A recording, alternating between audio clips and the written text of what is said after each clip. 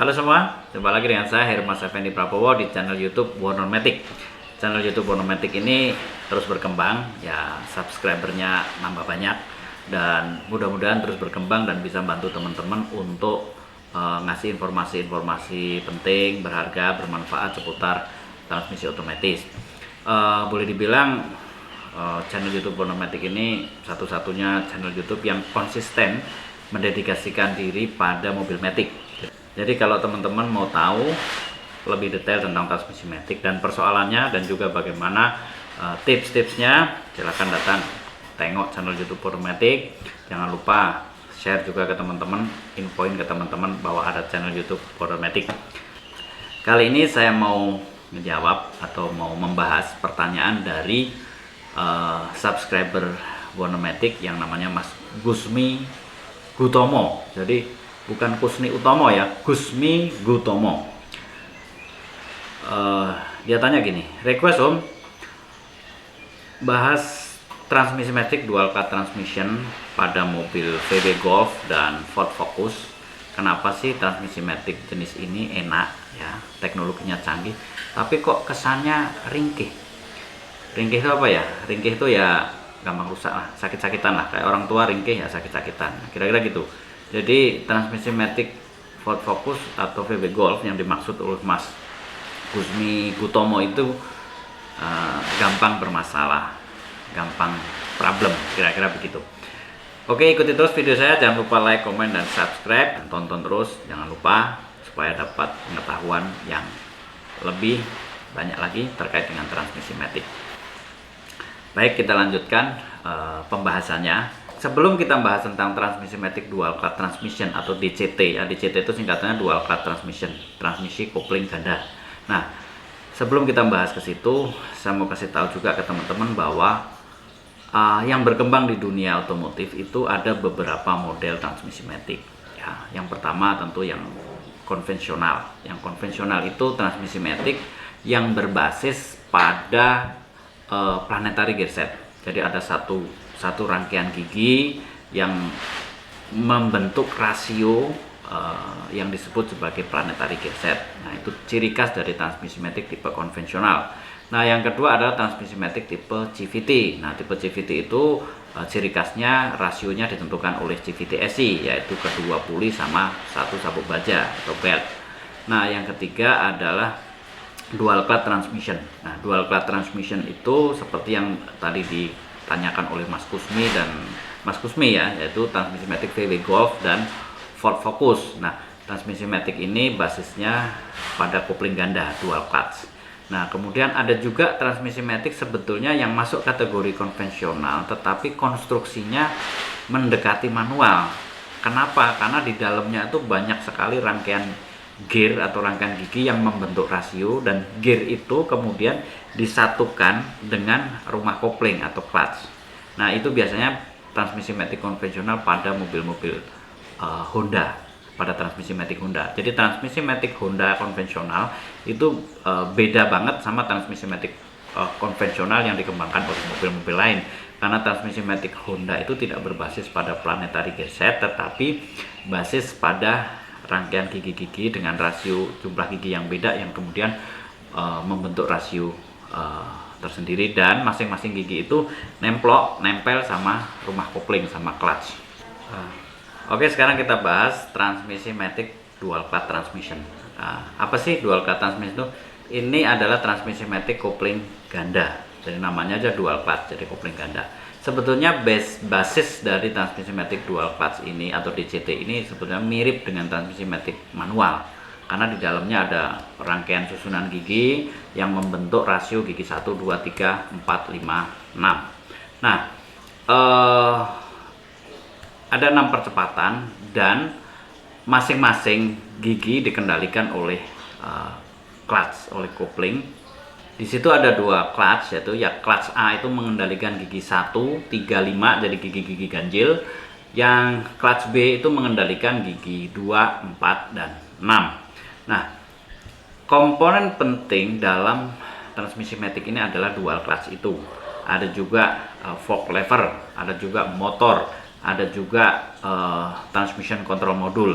Tentu selain itu di dalam transmisi ada rangkaian gigi-gigi dan juga ada olinya gitu ya, karena untuk pelumasan. Tetapi dual clutch transmission ini boleh dibilang adalah transmisi kopling kering ya, bukan kopling basah, karena fungsi dari oli matic pada transmisi matic DCT ini hanya sekedar sebagai pelumas untuk melumasi rangkaian gigi yang ada di dalam gearbox itu, bukan pembentuk tekanan oli sebagai pengendali kerja clutch, bukan.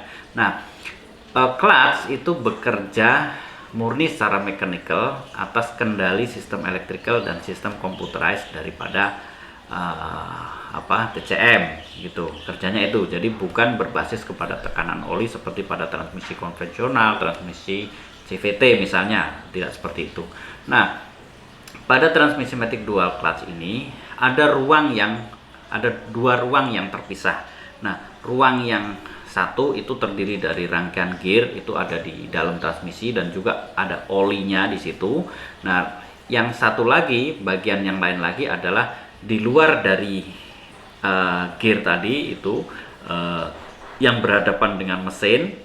Itu ada dual clutch, ada fork lever, ada lagi motornya, ada lagi kontrol modul. Nah, kalau pada transmisi matic konvensional, clutch, planetary, kopling ya, friction atau plat atau valve body, shaft ya misalnya, atau hub dan powell dan banyak lagi komponen itu ada di dalam transmisi matic. Yang ada di luar itu hanya torque converter atau torque converternya.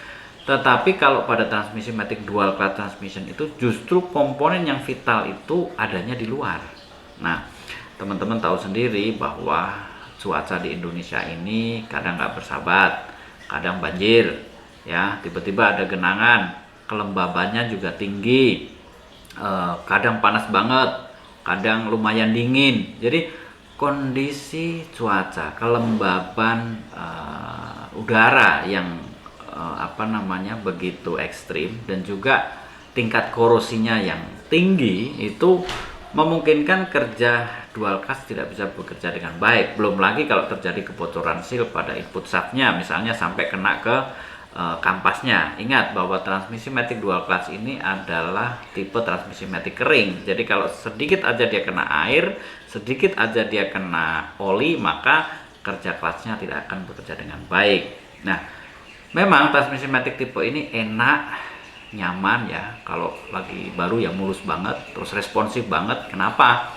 Karena pada saat kita jalan ini di gigi 1 misalnya, itu clutch B ya, itu sudah menyiapkan gigi 2, gear 2 itu udah disiapin. Jadi begitu gear 1 lepas, gear 2 nya tinggal running aja. Begitupun ketika masuk ke 3, 2-nya itu lepas, 3-nya dia sudah running gitu. Jadi lag shiftingnya itu kecil banget, sehingga torsi atau power yang bisa kebuang karena timing shiftingnya itu jadi lebih rendah. Nah, sehingga diharapkan powernya itu akan selalu terisi di setiap putaran atau di setiap laju mobil itu. Nah, balik lagi tadi ke kondisi iklim, cuaca, kelembapan udara gitu ya. Nah, di sini memang kurang begitu mendukung untuk kerja transmisi matic dual clutch itu.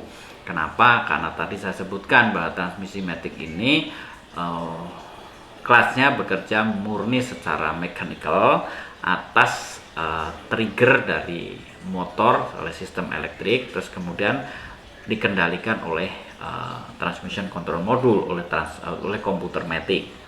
Nah, sementara komponen-komponen yang saya sebutkan tadi letaknya itu di luar, tidak ada di dalam transmisi yang tertutup rapat gitu, enggak gitu. Kalau dia ada di dalam transmisi matic dan tertutup rapat, mungkin intrusi air, intrusi oli, intrusi air ataupun kelembaban udara nggak terlalu berpengaruh banget gitu ya. Tetapi karena ini posisinya di luar dan memungkinkan udara itu masuk, memungkinkan air itu masuk, memungkinkan korosi itu terjadi, maka sistem dual clutch itu menjadi rentan. Nah, ketika sistem dual clutch itu rentan, tidak bekerja dengan optimal, maka si transmisi itu nggak akan bekerja dengan baik. Terjadi delay engagement clutch-nya dalam sepersekian detik aja sudah memungkinkan transmisi matic itu untuk flare ya, untuk loss sedikit lah gitu ya. Apalagi kalau kemudian ada gangguan sampai delaynya cukup lama ya, apalagi kalau kemudian terjadi friction dia sampai slip gitu ya, tentu itu akan menjadikan transmisi matic itu kurang smooth dan sehingga mobilnya tidak berjalan dengan baik, tidak berjalan dengan sempurna. Jadi mungkin itu yang bisa saya jelaskan ke Mas Gutomo gitu ya. Jadi kenapa ringkih, kenapa kok sering problem, kenapa kok seakan-akan sering bermasalah, ya kondisinya memang begitu. Berbeda dengan transmisi matic konvensional memang yang keseluruhan sistemnya itu ada di dalam gearbox sehingga terlindungi. Berbeda juga dengan transmisi matic CVT yang keseluruhannya itu terlindungi. Kalaupun torque converternya itu ada di luar, dia paling kena sisinya dan itu tidak berpengaruh kepada sistem. Nah, sementara pada transmisi matic dual clutch ini dia posisi ada di luar dan rentan sekali memang terkena dampak dari perubahan suhu, perubahan kelembaban, perubahan itu atau intrusi air ke dalam transmisi matic itu. Nah, next time saya mau bahas tentang dual clutch transmission, tetapi mungkin yang lebih detail, nggak hanya ngomong. Nanti saya akan kasih diagramnya mungkin ya, supaya teman-teman punya bayangan. Tapi nanti diingetin aja karena belum tentu saya inget ya, banyak kerjaan soalnya. Jadi kalau memang saya nggak inget, nanti tolong diingetin aja. Saya akan bahas nanti supaya teman-teman bisa ngerti lebih detail gimana sih konstruksi transmisi matic dual clutch itu gitu. Jadi itu saja penjelasan dari saya untuk Mas Gutomo. Moga-moga ini bermanfaat, moga-moga ini mencerahkan, semoga ini memberikan pengetahuan baru, dan jangan lupa bagi ke teman-teman biar teman-teman lain juga ngerti juga, supaya bisa mendapatkan pengetahuan yang baik tentang transmisi matic dual clutch ini.